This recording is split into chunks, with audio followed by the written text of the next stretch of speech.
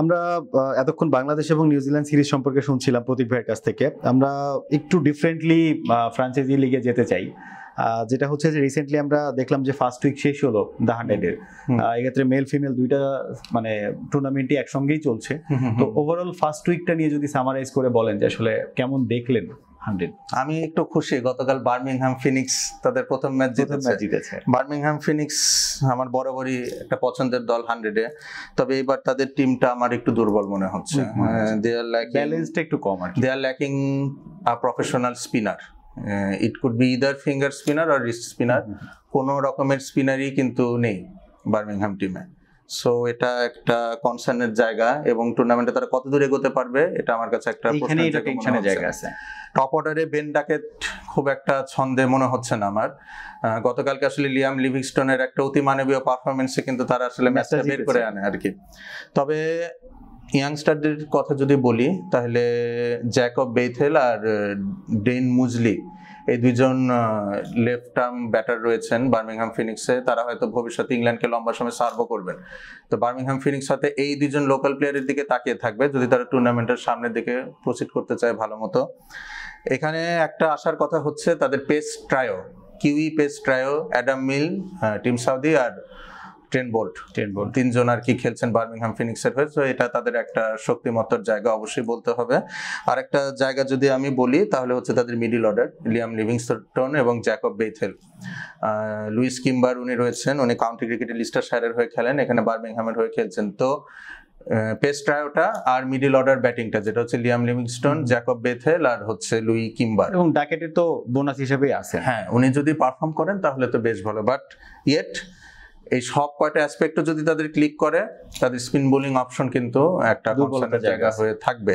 যেটা যদি আপনি অন্যান্য টিমগুলোর দিকে তাকান, ম্যানচেস্টার অরিজিনালস বলি বা আমরা নর্দার্ন সুপারচার্জার্সের কথা বলি, এই ধরনের টিমগুলোতে কিন্তু স্পিনারদের কালেকশনটা বেশ ভালো। নূর আহমেদ খেলছেন ম্যানচেস্টার অরিজিনালে, উনি একজন এক্সপেক্টেড বোলার।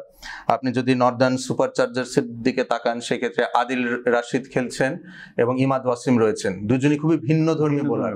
একজন রাউন্ড আর্ম বোলার, উনি বল খুব একটা টার্ন করান না, he just darts in the deliveries, stamp বরাবর থাকে, অনেকটা পেসারের মতো খেলতে, নতুন অনেক বেশি এক্সপেরিয়েন্স জি।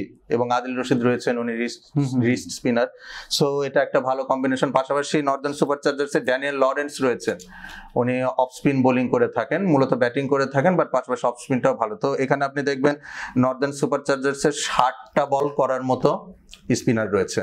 তাদের একটা ঘাটতির জায়গা যেটা আমার মনে হচ্ছে যে একটা অ্যাডিশনাল ফাস্ট বোলার তারা স্কোয়াডে আর রয়েছে কিনা যারা একটু দ্রুত গতিতে বল করতে পারে। লাইক অ্যাজ তাদের লাইন আপে মোহাম্মদ আমির এবং ম্যাথিউ পটস রয়েছেন 40 ওভার বল করার মতো। সো 100 খেলা, 100 বলের খেলা, 100 বলেরই বোলার আমি খুঁজে পাচ্ছি। একজন অ্যাডিশনাল বোলার স্কোয়াডে কোনোভাবে ইনক্লুড করা যায় কিনা, বা যারা লোকাল প্লেয়ার রয়েছেন তাদের মধ্যে কেউ যদি এই জায়গাটাতে কন্ট্রিবিউট করতে পারে, কোনো দিন খারাপ যায় অন্তত 2 ওভার, হ্যাঁ সেই ক্ষেত্রে একটু সমস্যা হতে পারে। বাট নর্দার্ন সুপারচার্জার্স এর বোলিং লাইনআপ এই 100 মেন্সে আমার কাছে ওয়ান অফ দ্য বেস্ট মনে হচ্ছে আপাতত।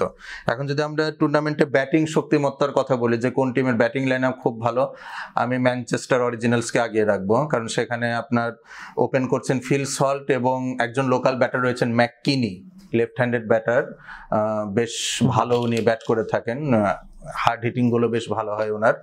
এরপরে ওয়ান ডাউনে রয়েছেন জস বাটলার, নাম্বার 4-এ আপনার চ্যাপম্যান খেলছে। সো তাদের ব্যাটিং লাইন আপটা কিন্তু বেশ ভালো। হেনরি ক্লাসেন রয়েছে, so Phil Salt, Jos Buttler, Henry Klaasen, Jos Chapman, ভালো গেলে হ্যাঁ 100 বলের খেলা। সো এই টিমের ব্যাটিং লাইনআপটা আমার কাছে খুবই ফর্মিডেবল মনে হচ্ছে। এবং আপনি লোয়ার ডাউন দি অর্ডারে লুইস গ্রেগরিকে পাচ্ছেন, লুইস গ্রেগরি কিন্তু ব্যাট হাতে বেশ দক্ষ। তাহলে ম্যানচেস্টার অরিজিনালস এর টিমটা আমরা মোটামুটি ব্যালেন্স না, ব্যাটিং লাইনআপটা একটু স্ট্রং আর কি, ভালো আর কি। তারা কিন্তু 3 ম্যাচে মাত্র 1টি ম্যাচ জিততে পেরেছে ম্যানচেস্টার অরিজিনালস। বার্মিংহাম ফিনিক্সের একই অবস্থা, 3 ম্যাচে তারা 1টা ম্যাচ জিততে পেরেছে। ওভাল ইনভিনসিবলস যে স্কোয়াডটা রয়েছে তারা এখন পয়েন্ট টেবিলের শীর্ষে রয়েছে, 3 ম্যাচের মধ্যে তারা 2টো জিতেছে। গতকালকে তারা বার্মিংহাম ফিনিক্সের কাছে পরাজয় বরণ করেন। আদিল রশিদের স্পেলটা 20 বলে 56 রান উনি কনসিড করেছেন। এখন আদিল রশিদের বোলিং এর ক্ষেত্রে আমি একটু আসি, ওই ওভারটা যদি আপনি দেখে থাকেন, উনি অলমোস্ট প্রত্যেকটা বলে গুগলি করার ট্রাই করেছেন। লিয়াম লিভিংস্টন ক্রিজে ছিলেন, তা একজন ডানহাতি ব্যাটার যখন ব্যাট করবেন আপনার লেগ স্পিনার হিসেবে বেশিরভাগ বল মুভিং অ্যাওয়ে হওয়া উচিত। দ্যাট মিনস আপনার স্টক ডেলিভারি যেটা লেগ স্পিনিং ডেলিভারি সেটা করা উচিত। কিন্তু গতকালকে আসলে রাশিদ খানের এই জায়গায় ব্রেইন ফেড হয়েছিল কিনা আমি জানি না, প্রত্যেকটা বল উনি অলমোস্ট ওই হিটিং আর্কের মধ্যে ফেলেছেন এবং 16তম ওভারের যে 5টা বলে বাউন্ডারি ছাড়া করেছেন লিয়াম লিভিংস্টন। ওখান থেকে কিন্তু আসলে বার্মিংহাম ফিনিক্স ম্যাচটা বের করে আনে। At one point of time তাদের 25 বলে 64 রানের দরকার ছিল, সেটা কিন্তু হাইলি ইমপ্রবেবল মনে হচ্ছিল, কিন্তু আসলে সেখান থেকে ওভাল ইনভিনসিবলস ম্যাচটা বের করে আনতে পারেনি। বাট আপনি যদি তাদের স্কোয়াডটা দেখেন, তাদের স্কোয়াডটা বেশ ভারসাম্যপূর্ণ। সেখানে স্যাম বিলিংস রয়েছেন, কারান ব্রাদার্স রয়েছেন, স্যাম কারান এবং টম কারান। তারপরে বোলিং লাইন আপের দিকে যদি আসি, জেসন বেরেনডর্ফ রয়েছেন, ডোনোভান ফেরেইরা রয়েছেন সাউথ আফ্রিকান ব্যাটার, উনি বেশ ভালো গতকালকেও করেছেন। সো যদি টিম ব্যালেন্সের কথা বলতে চাই তাহলে ওভাল ইনভিনসিবলসকে আমার কাছে বেশ ভালো মনে হচ্ছে। লন্ডন স্পিরিট নামেও আরেকটি দল রয়েছে। এই লন্ডন আর ওভাল কিন্তু একই শহরেরই দুটো টিম, লন্ডন স্পিরিট আর ওভাল ইনভিনসিবলস। এই দুটো টিম খেললে কিন্তু আমরা বলি লন্ডন ডার্বি, একই শহরের দুটো দল আর কি। লন্ডন স্পিরিটকে কিন্তু এবার ক্যাপ্টেন্সি করছেন কেন উইলিয়ামসন, ওই টিমে ডেভিড ওয়ার্নার রয়েছেন, জেমি স্মিথ রয়েছেন, ইংল্যান্ডের যিনি উইকেট রক্ষক ব্যাটার আছেন। তো এই টিমটারও ব্যাটিং লাইন আপ বেশ ভালো। আপনি বোলিং এ যদি যান, লিয়াম ডসন রয়েছেন স্পিনের ক্ষেত্রে, পাশাপাশি ড্যানিয়েল ওয়ারেল রয়েছেন অস্ট্রেলিয়ান ফাস্ট বোলার। তো লন্ডন স্পিরিট টিমটা এবার পয়েন্ট টেবিলের মাঝামাঝি হয়তো শেষ করবে আমার এরকম মনে হচ্ছে।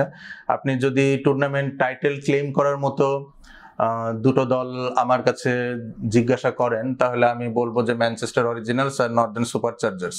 ইন টার্মস অফ ব্যালেন্স, শক্তিমত্তা, তাদেরকে আমার ভালো মনে হয়েছে। আর এদিকে যদি আপনি ট্রেন্ট রকেটসকে আনতে পারেন, ট্রেন্ট রকেটসও মানে শক্তিমত্তার বিচারে যে খুব পিছিয়ে রয়েছে তা না, সেখানে আপনার জো রুট খেলছেন এবার, রেহান আহমেদ রয়েছেন ইংলিশ লেগ স্পিনিং অলরাউন্ডার, তো উনি বেশ ভালো করছেন। তো দেখা যাক আসলে টুর্নামেন্টটা আরেকটু সামনের দিকে বুঝতে পারবো। ওয়েলস ফায়ার নামে একটা টিম রয়েছেন, তারা দুটো ম্যাচ খেলেছে, এ পর্যন্ত একটাও জিততে পারেনি। স্টিভ স্মিথ কিন্তু খেলছেন ওয়েলস ফায়ারে, জনি বেয়ারস্টো রয়েছেন, ঠিক আছে। সো তাদের টিমটাও কিন্তু বেশ ভালো। এখন 3টা ম্যাচ হয়েছে, আসলে প্রত্যেকটা টিম 3টা করে ম্যাচ খেলেছে। পয়েন্ট টেবিলের সর্বোচ্চ স্থানে রয়েছে ওভাল ইনভিনসিবলস এবং একদম ল্যাঙ্গুইশিং অ্যাট দ্য বটম হচ্ছে ওয়েলস ফায়ার। প্রদীপ ভাই, আমরা মেন্সের কথা শুনলাম, এক্ষেত্রে আমরা উইমেন্স টিমে তো অলরেডি ফার্স্ট উইক শেষ হয়েছে, ওখানে একটু যদি কথা বলতেন। লন্ডন স্পিরিট উইমেন তারা এখন আসলে পয়েন্ট টেবিলকে লিড করছে। তো গতবারের তুলনায় লন্ডন স্পিরিটের টিমটা এবার একটু খর্বশক্তির। গতবার তারা কিন্তু defending champion London spirit women. গতবার তাদের স্কোয়াডে দীপ্তি শর্মা, সারা গ্লেন এবং চার্লি ডিন, 3জন খুবই কোয়ালিটি স্পিনার ছিলেন। এবার কিন্তু দীপ্তি শর্মা খেলছেন না, সো এই জায়গায় তাদের একটা ভ্যাকুয়াম রয়েছেন। সারা গ্লেন এবং চার্লি ডিন এখনো রয়েছেন।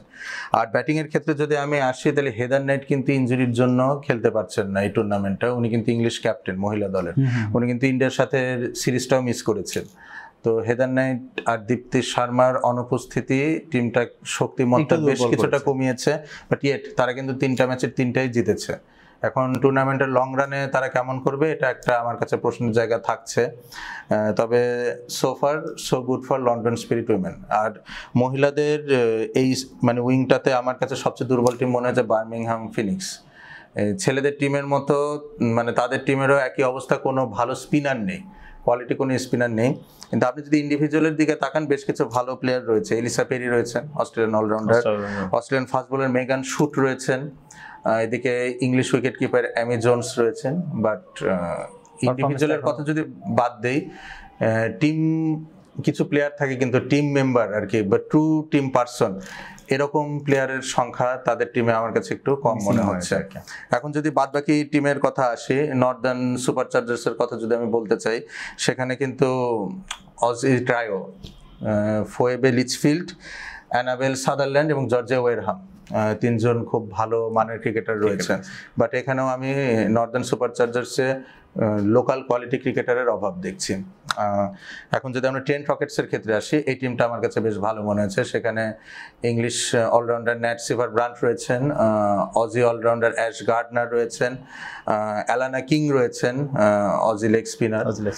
সো এই টিমটা মোটামুটি ভারসাম্যপূর্ণ ট্রেন্ট রকেটসের কথা বলি, এবং তারা কিন্তু দুটো ম্যাচের মধ্যে একটা ম্যাচ জয়লাভ করেছে। সবচেয়ে ব্যালেন্সড যে টিমটার কথা আমি বলতে চাচ্ছি সেটা হচ্ছে সাউদার্ন ব্রেভ। সাউদার্ন ব্রেভের মেন স্ট্রিমটাও কিন্তু খুব স্ট্রং। এই মেন স্ট্রিমে আপনার জেমস ভিন্স রয়েছেন, ডুপ্লয় রয়েছেন, জ্যাসন রয় রয়েছেন, লরি ইভান্স রয়েছেন, এবং তাদের বোলিং অ্যাটাকটা কিন্তু বেশ ভালো। টাইমাল মিলস, ক্রিস জর্ডান, এইরকম মাপের বোলার সেখানে রয়েছে।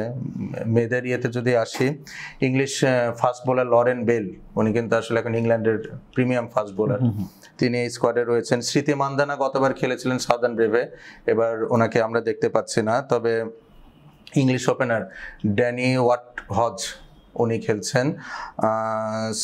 নিউজিল্যান্ডের ক্যাপ্টেন খেলছেন সোফি ডিভাইন, বোচার খেলছেন। সো এই টিমটা আমার কাছে সবচেয়ে ভালো মনে হচ্ছে। ওমেন্সদের টুর্নামেন্ট যেটা হচ্ছে, সাউদার্ন ব্রেভ আমার কাছে মনে হচ্ছে যে এবার তারা টাইটেলটা হয়তো ক্লেম করবেন। ট্রায়ন রয়েছেন, ক্লোই ট্রায়ন রয়েছেন, উনি south African batter, hard hitting bat করে থাকেন। So in terms of batting and bowling আমার কাছে সাউদার্ন ব্রেভ উইমেনকে উইমেন টিমের মধ্যে সবচেয়ে ভালো মনে হচ্ছে। তো আমি আশা করছি যে southern brave women are London spirit এই দুটো টিম হয়তো ফাইনালে মুখোমুখি হতে পারে। আমরা একটু ফ্রাঞ্চাইজি লিগ থেকে আবার যেতে চাই বাংলাদেশ এবং সাউথ আফ্রিকা এবং জিম্বাবুয়ে যে ট্রাই নেশন সিরিজটা হলো আন্ডার-19 ওটা নিয়ে একটু জানিয়ে দিতে চাই। সেটা হচ্ছে যে এই ট্রাই নেশন সিরিজে বাংলাদেশ কিন্তু টুর্নামেন্ট চ্যাম্পিয়ন হয়েছে আর কি। এবং এক্ষেত্রে যদি বলি যে 6টা ম্যাচ বাংলাদেশ খেলেছে, 5টা জয়, এবং সেমভাবে 6টা ম্যাচে 4টা জয় পেয়েছে হচ্ছে সাউথ আফ্রিকা, এবং জিম্বাবুয়ে মোরালেস আবার সিনিয়র টিমের মধ্যে কোনো ম্যাচে জয় পায়নি। আর বাংলাদেশের আসলে যদি বলি যে ওভারঅল পারফরমেন্সের দিক থেকে বাংলাদেশের বেশ কিছু ভালো পারফর্মার আমরা দেখেছি, এবং সেক্ষেত্রে আমরা যদি বলি যে রিজান হোসেন আছেন, আজিজুল তামিম আছেন, যিনি আসলে এবার আমাদের প্রিমিয়ার লিগেও কিন্তু একটা টিমকে উনি ক্যাপ্টেন্সিও করেছেন, গুলশানিয়ত খেলেছেন। এছাড়া রিফাত বেগ আছেন, শাহরিয়ার আলামিন আছেন। সো ওভারঅল এই টুর্নামেন্ট নিয়ে আসলে আপনার এক্সপেকটেশন, কিংবা আমরা দেখে থাকি বাংলাদেশের রিসেন্ট টিমটা, মানে এই আন্ডার-19 টিম কিন্তু আসলে বাংলাদেশকে সার্ভ করছে।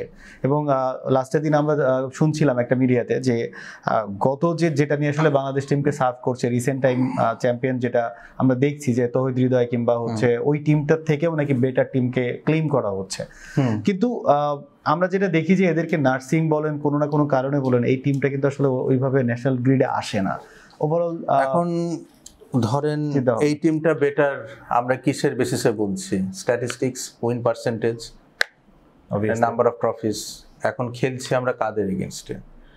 লাস্ট 5 ম্যাচের ওডিআই সিরিজটা খেলেছি আমরা সাউথ আফ্রিকা আন্ডার-19 এর এগেইনস্টে, তারপর এই যে ট্রাই খেললাম, তার আগে শ্রীলঙ্কার সাথে সম্ভবত খেলা হয়েছে। আপনি যদি ইন্ডিয়ার সাথে খেলতেন, পাকিস্তানের সাথে খেলতেন, অস্ট্রেলিয়ার সাথে খেলতেন, সেই ক্ষেত্রে আসলে আমি সত্যিকার অর্থে বলতে পারতাম যে টিমটা আগের বারের ব্যাচের চেয়ে কেমন। এখন আন্ডার-19 লেভেলে কিন্তু সাউথ আফ্রিকা, ইংল্যান্ডের, নিউজিল্যান্ড এই টিমগুলো কিন্তু অতটা শক্তিশালী নয়।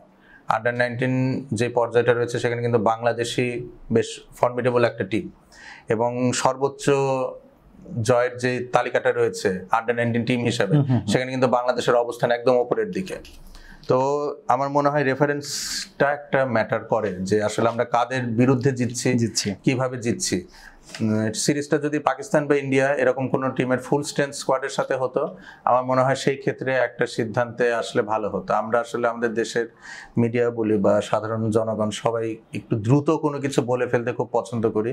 আমি আর একটু সময় নিয়ে আসলে সিদ্ধান্ত দেওয়ার পক্ষে। কারণ এটার একটা আমি আপনাকে ফ্যাক্ট বলি, যে যেইবার বাংলাদেশ আন্ডার-19 টাইটেলটা ক্লেম করলো, জিতলো, তারপরের যে ব্যাচটা ছিল সেটার প্রিপারেটরি টুর্নামেন্ট হিসেবে ইন্ডিয়াতে একটা ট্রাই সিরিজ হয়, এবং সেই ট্রাই সিরিজে বাংলাদেশ আন্ডার-19, ইন্ডিয়া বি এবং ইন্ডিয়া সি আন্ডার-19 এর সাথে একটা ত্রিদেশীয় বা ত্রিপাক্ষিক সিরিজ খেলে আর কি, এবং এখানে কিন্তু বাংলাদেশ অপরাজিত চ্যাম্পিয়ন হয়।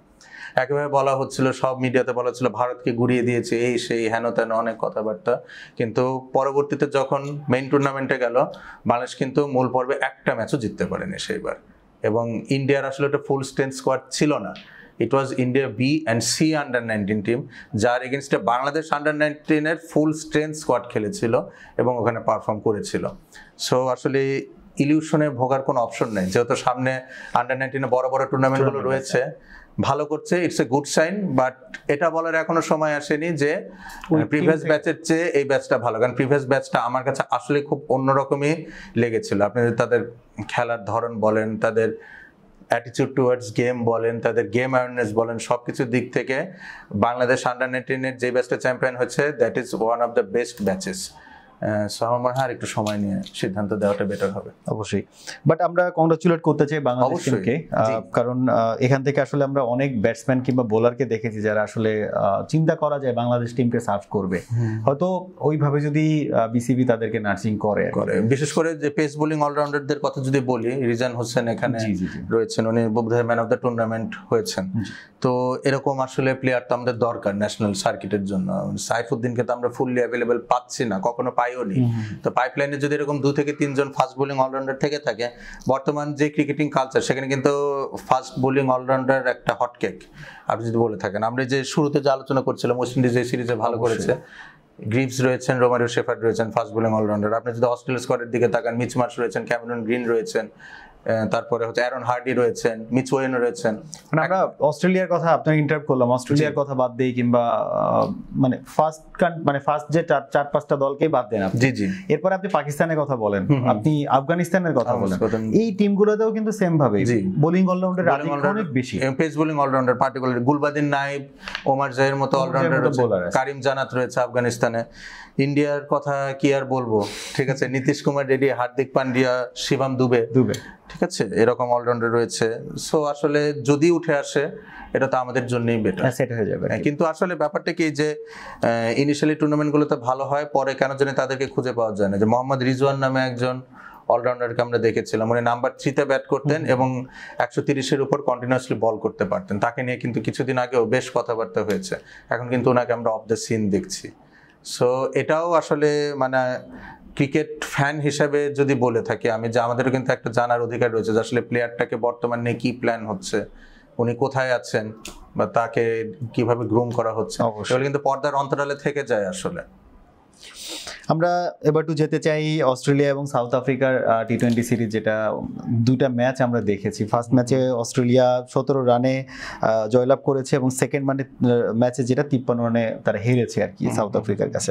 এবং যদি ওভারঅল আমরা বলি এই ম্যাচের মানে কিছু স্ট্যাটিস্টিক্স আমি বলতে চাই, সেটা হচ্ছে যে ফার্স্ট ম্যাচে টিম ডেভিডকে আমরা দেখেছি অন অফ দ্য পারফরমেন্স এবং তিনি ম্যান অফ দ্য ম্যাচ হয়েছেন।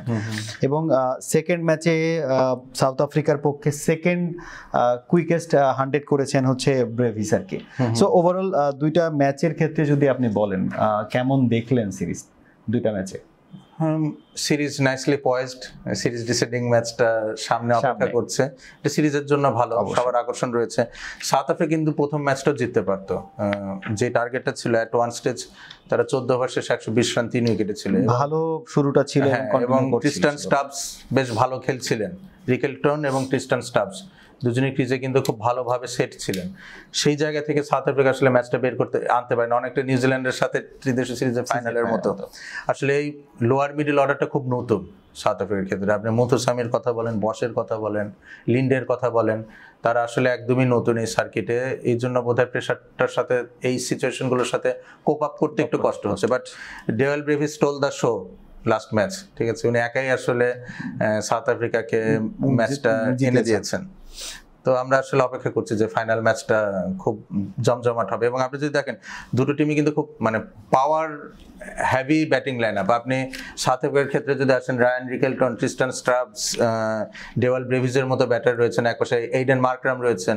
আপনি যদি অস্ট্রেলিয়ার কথা আসেন, ট্র্যাভিস হেড এবং মিচ মার্শ কিন্তু এই প্রথমবার তারা একত্রে ওপেন করছেন। তারপরে মিচ ওয়েন রয়েছেন, টিম ডেভিড রয়েছেন, ম্যাক্সওয়েল রয়েছেন। সো আসলে ফাইনাল যে ম্যাচটা রয়েছে এটাতেও অনেক রান হবে এবং একটা জমজমাট ম্যাচ হবে, এটা আমরা আশা করতে পারি।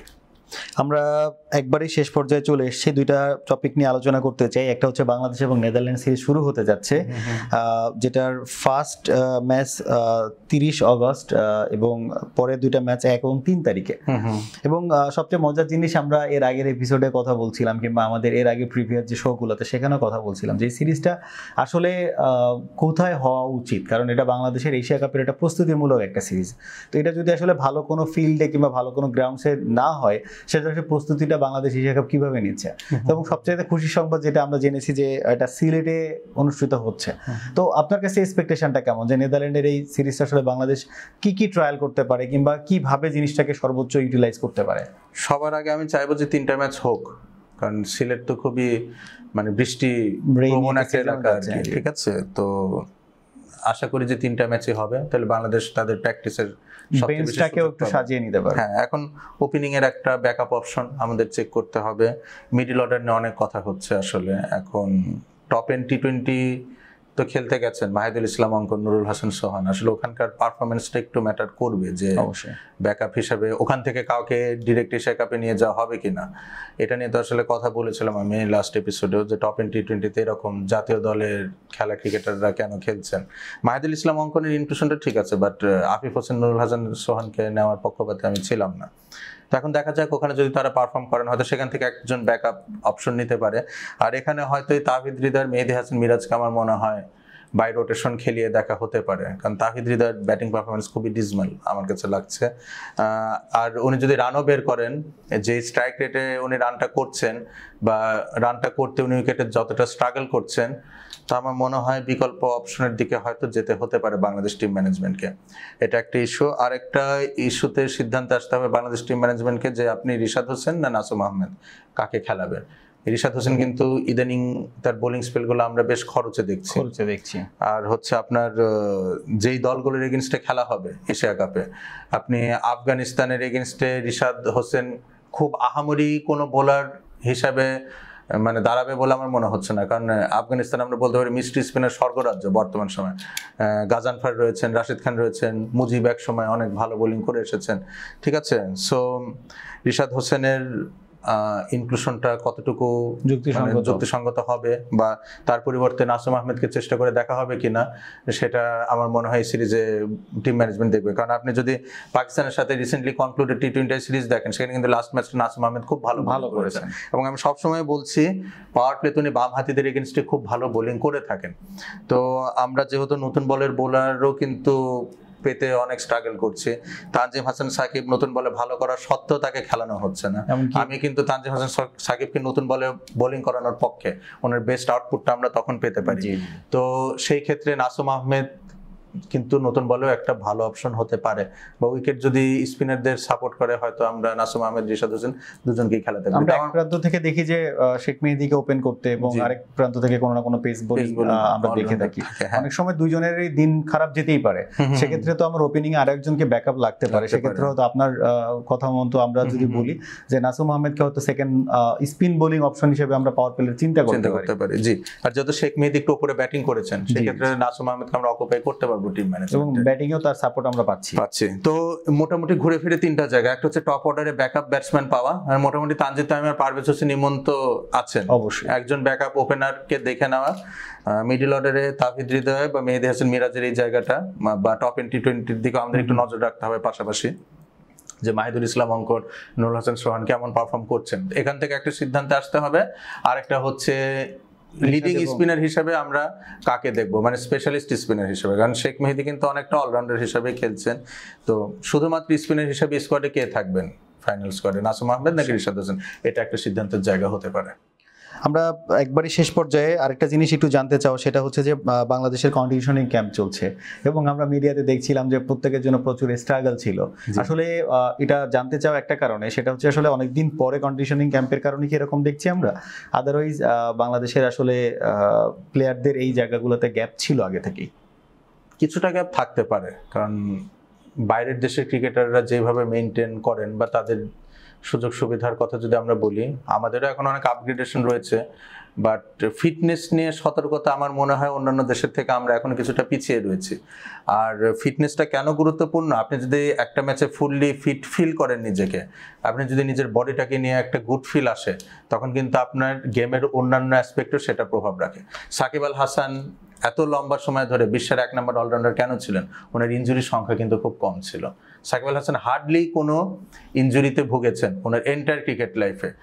যেই ইনজুরি টুকিটাকি ছিল, গ্রোইন ইনজুরিতে বোধহয় উনি সামান্য 1-2 বার অল্প সময়ের জন্য বিশ্রামে ছিলেন, আর একটা হচ্ছে ওনার আঙ্গুলে আঙ্গুলের একটা ফ্র্যাকচার ছিল, সেটা তো ছিল। ক্যাচ ধরতে গিয়ে, Catch ধরতে। সেটা কিন্তু তার যে কি রোলটা ব্যাটিং করার বা বোলিং করার সেটা করতে গিয়ে হয়নি। সো ফিটনেসটা আসলে খুব ইম্পর্টেন্ট। আপনাকে বড় মাপের ক্রিকেটার হতে গেলে, বাংলাদেশকে টিম হিসাবে একটা অন্য পর্যায়ে যেতে গেলে আপনার টিমের ফিটনেসটা কিন্তু খুবই ইম্পর্টেন্ট। এবং অবশ্যই। এটার দিকে যেহেতু নজর দেওয়া হয়েছে, আমি কথা আগে বারবার বলছিলাম, হান্নান ভাইয়ের সাথে শোতে কিন্তু আমি ফিটনেস ইস্যুটা বলছিলাম যে এটা কি একটা রিজন নাকি, বিশেষ করে শ্রীলঙ্কার সাথে 30-20-তে যে স্ট্রাইক রোটেশনের পরিবর্তে এত বাউন্ডারি হিটিং এর রিজনটা, এটার কোনো এমনকি অবদান। বোলারদের ক্ষেত্রেও আমরা দেখেছি হ্যাঁ, যে অনেক স্ট্রাগল করতে দেখেছি struggle আমরা, করতে সেই দেখেছি। হিউমিড কন্ডিশনে বোলারদের স্ট্রাগল করতে দেখেছি।